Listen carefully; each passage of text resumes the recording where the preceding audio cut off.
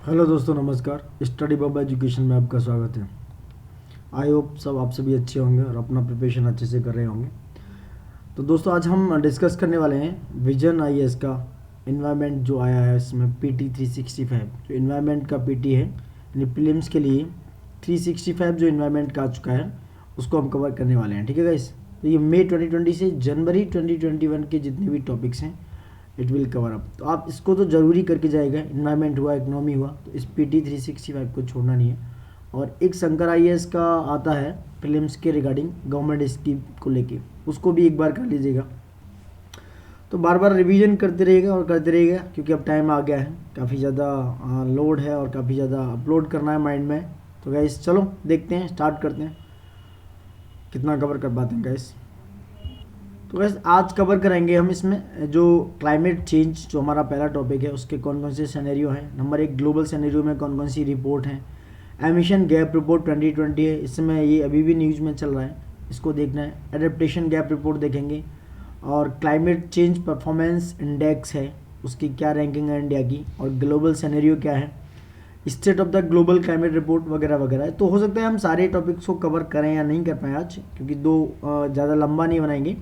30 minute से ज़्यादा नहीं रखेंगे इस वीडियो को, क्योंकि देखने में प्रॉब्लम होता है, इससे ज़्यादा आप देख नहीं पाते हैं। पेशेंस की कमी है हम सब लोगों में। तो ठीक है गाइस, देखते हैं, स्टार्ट करते हैं कितना कर पाएंगे। तो गाइस पहला टॉपिक है हमारा क्लाइमेट चेंज, जो भी हमने डिस्कस किया। और उसका पहला जो टॉपिक है वो है 1.1, यानी कि उसका ग्लोबल सिनेरियो क्या है।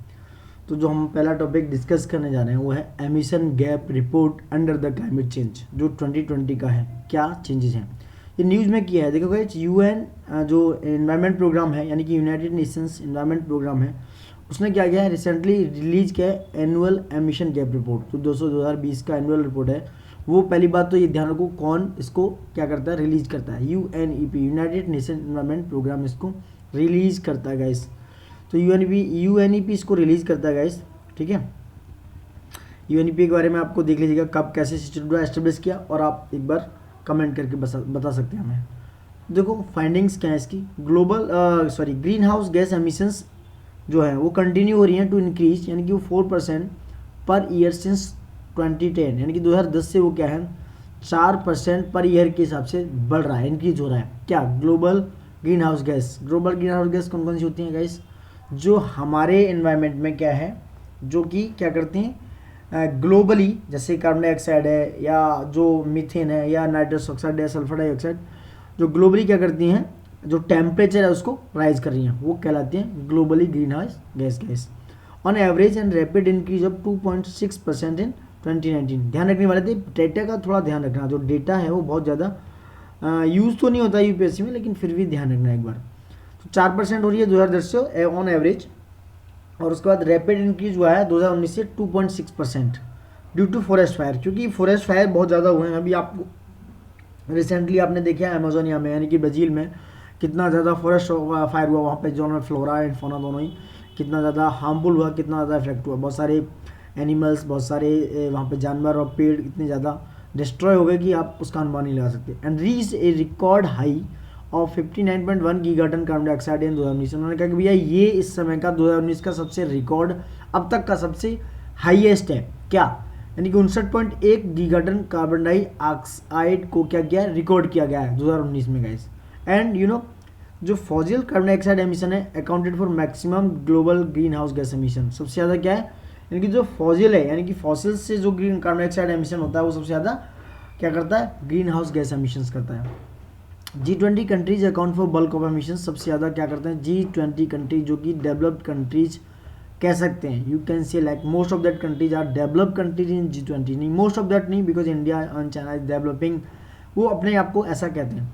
तो देन टॉप 4 एमिटर कौन कौन से हैं जो G20 कंट्रीज में जो रिलेटेड है, वो है चाइना, सबसे ज़्यादा एमिट करता है। क्या, ग्लोबल हाउस GHG बोल रहा हूँ, मतलब global house green house gases, global green house gases. ठीक है, तो ये एमिशंस करते हैं गाइस। तो चाइना सबसे ज़्यादा करता है, उसके बाद यूएस, उसके बाद यूरोपियन यूनियन प्लस यूके भी अलग हो गया, एंड इंडिया।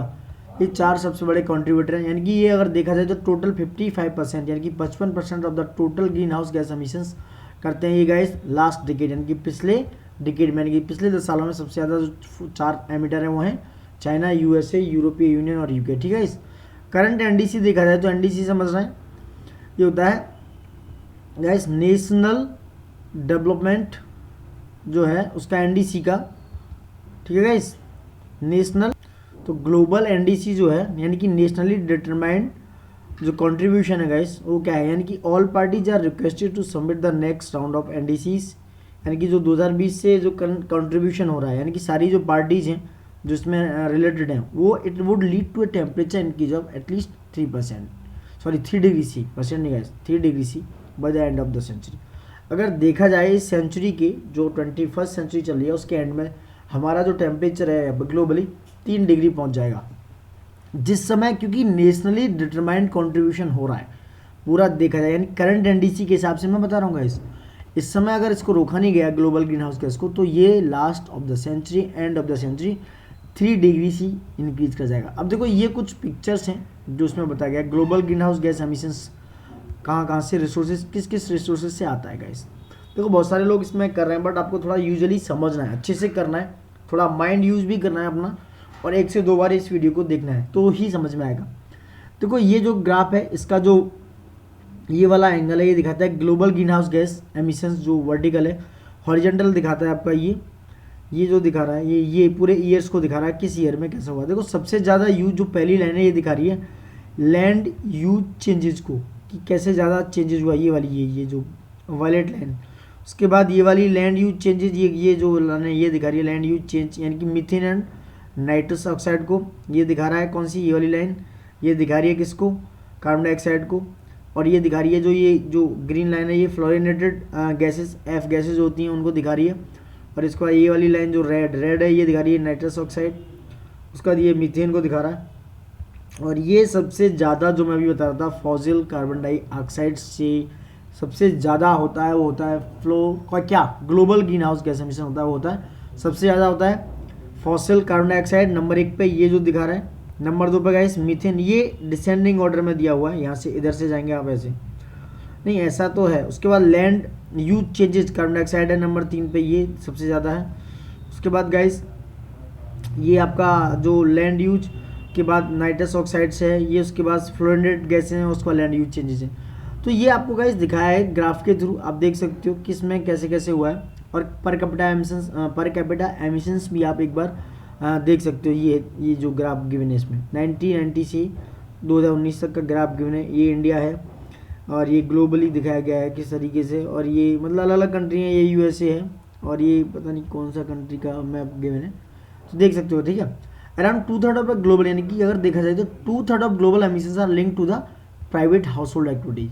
सबसे बड़ी बात क्या है कि सबसे ज़्यादा जो एमिशंस है वो किससे लिंक है, 2/3 वो है लिंक किससे, प्राइवेट हाउस होल्ड एक्टिविटी से। The emission of the richest 1% of the global population account for more than twice the combined share of the poorest 50%। ठीक है, जो एमिशंस है sorry of the richest 1% of the global population वो किससे accounted है, more than twice it combined share of the जो 50% poor है बेचारे उसके बराबर है, उसके अकाउंट अगर देखा जाए उसके बराबर है एमिशन। ठीक है, कोविड-19 क्राइसिस ने क्या किया, it's only short time reduction in global emissions, क्योंकि इसमें कोविड-19 क्राइसिस के दौरान पे क्या हुआ, सारी जितनी भी एक्टिविटीज़ थी, चाहे वो पॉल्यूशन से रिलेटेड हो, चाहे एयर पॉल्यूशन, चाहे नॉइज पॉल्यूशन या जो भी रहा हो, रोड साइड आपका जो जितना भी व्हीकल्स हैं कन्वेंशन सारे बंद हो गए, तो उसकी वजह से कुछ टाइम के लिए इससे short term reduction in global emissions में थोड़ा सा रिडक्शन हुआ। To emission reduction by significant it will not contribute, ये ऐसा नहीं है, इसका मतलब ये नहीं कि ये जो शॉर्ट टर्म रिडक्शन हुआ है ये 2030 के रिडक्शन में कंट्रीब्यूट करेगा, नहीं। वो अगर ऐसा चलता रहा करंटली एनडीएस जो है नेशनली डिटरमाइंड कंट्रीब्यूशन, तो 2030 तक ये 3 डिग्री सी टेम्परेचर पहुंच जाएगा, जो बहुत ज़्यादा हार्मफुल होने वाला है। हार्मफुल क्या, आपको बहुत ज़्यादा प्रॉब्लम सबको क्रिएट करनी पड़ेगी, टेम्परेचर बढ़ जाएगा, उसके बाद फ्लड है, ड्रॉट्स है, बहुत सारी चीज़ें कहीं ना कहीं एनवायरमेंटल चेंज तो होंगे ही होंगे, यानी कि जो क्लाइमेटिक चेंज है वो होंगे जिससे नेचुरल चेंज होगा, जिससे बहुत ज़्यादा प्रॉब्लम करनी पड़ेगी। देखो अब कुछ रिलेटेड न्यूज़ दिखाता हूँ। ट्रिपल इमरजेंसी क्या है गाइस, देखो ट्रिपल इमरजेंसी है क्या, मेकिंग पीस विद नेचर, यानी कि जो नेचर है उसके साथ पीस बना के रखना। A new report publish by the UNEP, यानी कि रिसेंटली अगर देखा जाए कि मेकिंग पीस विद नेचर, ये रिपोर्ट किसने पब्लिश की है, तो यूनाइटेड नेशंस इन्वायरमेंट प्रोग्राम उसने क्या किया है, इस न्यूज़ को जो मेकिंग पीस विद नेचर है ये रिपोर्ट अभी रिलीज की है। It's highlighted triple emergency. कौन सी ट्रिपल इमरजेंसीज हैं गाइस? नंबर 1 क्लाइमेट चेंज, है guys, number 2 biodiversity loss, number 3 pollution. ये 3 क्या हैं गाइस? ट्रिपल इमरजेंसीज हैं जो यूनाइटेड नेशंस एनवायरनमेंट प्रोग्राम ने हाईलाइट किया है। किसमें? मेकिंग पीस नेचर एक रिपोर्ट उन्होंने लॉन्च किया है। अब देखो climate change and biodiversity loss and pollutions, ये ऐड करते हैं क्या? 3 सेल्फ इन्फ्लिक्टेड प्लेनेटरी क्राइसिस। ये तीनों क्या है? सबसे ज़्यादा प्लेनेटरी क्राइसिस जो हमारे प्लेनेट के क्राइसिस हैं, that are closely interconnected and put the well being of current and future generation of unacceptable risk. जो रिस्क ऐसे हैं जो अनएक्सेप्टेड हैं, उनको क्या करते हैं, ये हमारे प्लेनेट के साथ डायरेक्ट और इनडायरेक्टली क्या इंटरकनेक्टेड होते हैं। तीनों, क्लाइमेट चेंज हो, चाहे बायोडाइवर्सिटी लॉस हो, चाहे पॉल्यूशन हो, ये एडअप है। और दूसरा देखो कुछ और न्यूज है, cooling emissions and policy synthesis report क्या कहती है? ये यूनाइटेड नेशंस एनवायरनमेंट प्रोग्राम और जो इंटरनेशनल एनर्जी एजेंसी है, इन्होंने एक जॉइंटली रिलीज किया ये रिपोर्ट। कौन सी? Cooling emissions and policy synthesis report. किसने रिलीज की? यूनाइटेड नेशंस एनवायरनमेंट प्रोग्राम और इंटरनेशनल एनर्जी एजेंसीज ने। ठीक है गाइस, ध्यान रखने वाली बात है गाइस। उसके बाद एक्चुअल में क्या है, increasing demand for cooling is contributing to emissions of. अगर ऐसा होता है तो क्या हुआ, जो hydrofluorocarbon and carbon dioxide and black carbon पे क्या फर्क पड़ने वाला है, ये क्या करेगा, इंक्रीज डिमांड फॉर कूलिंग, यानी कि जो डिमांड फॉर कूलिंग की अगर वो इंक्रीज होती है तो ये कंट्रीब्यूट करेगी टू एमिशन ऑफ किसमें, हाइड्रोफ्लोरोकार्बन, कार्बन डाइऑक्साइड और ब्लैक कार्बन में। समझ रहे हैं आप? तो ये जो कूलिंग एमिशंस हैं ये हमारे लिए कहीं ना कहीं बेनिफिशियल होने वाला है। And Kigali amendment to the Montreal protocol amendment की बात करें, it could avoid up to 0.4 degree C of global warming by 21, यानी जो इस सेंचुरी के लास्ट तक की बात की गई थी किगाली अमेंडमेंट और मॉन्ट्रियल प्रोटोकॉल जो है 1987 में लाया गया था। इन्होंने कहा था भैया कि it avoid up to 0.4 degree C of global warming by, इन्होंने कहा कि हम ग्लोबल वार्मिंग यानी कि 21st सेंचुरी तक क्या करेंगे, उसको क्या करेंगे, 0.4 डिग्री सी अवॉइड कर देंगे, यानी कम कर देंगे। Kigali amendment aim to phase down productions and consumption of HFC यानी कि हाइड्रोफ्लोरोकार्बन्स यूज एज रेफ्रिजरेंट्स। जो HFC जो हमारे रेफ्रिजरेटर जो होते हैं ना, जो फ्रिज होते हैं उसमें यूज होती है, उसको क्या किया गया था कि हम इसके प्रोडक्शन और कंजप्शन को क्या करेंगे, कम करेंगे गाइस। ये किगाली अमेंडमेंट में ऐसा कहा गया था, किगाली अमेंडमेंट में ऐसा कहा गया था कि it has phase down the production of consumption of hydrofluorocarbons and use जो होता है किसमें, रेफ्रिजरेंट में। तो गाइस जो न्यूज़ है रिलेटेड न्यूज़ को भी देखिएगा, काफ़ी इंपॉर्टेंट न्यूज़ है। अब देखते हैं गाइस UNEP एक्चुअल में क्या है। देखो यूनाइटेड नेशंस एनवायरनमेंट प्रोग्राम जो है, जो लीडिंग ग्लोबल ये है, ग्लोबली देखा जाए तो इससे इन्वायरमेंटल अथॉरिटी है जो कि इन्वायरमेंट के सारे प्रोकॉस्ट को देखती है एंड द सेट करती है ग्लोबल इन्वायरमेंटल एजेंडा, कि भैया ग्लोबली जो इन्वायरमेंट के लिए क्या क्या बेनिफिशियल है, क्या क्या सिनेरियो हो सकते हैं, क्या क्या मतलब सॉल्यूशंस निकाले जा सकते हैं, वो ये क्या करती है, ये वो अथॉरिटी है, वो ये सब लागू करती है। And the promote the coherent implementation of the environmental dimensions sustainable development with in the United nation system.